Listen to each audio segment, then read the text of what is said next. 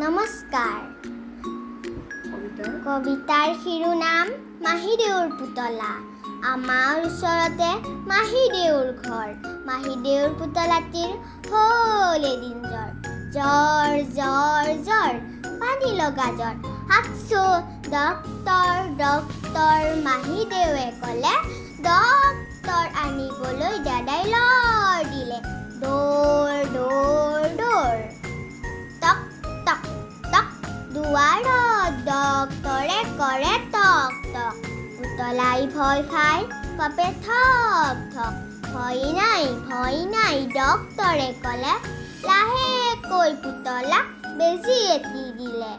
আঐ, দৰৱ খালে, গাখীৰ খালে, জ্বৰ ভাল হ'ল। হাঁহি হাঁহি পুতলা খেলিবলৈ গ'ল।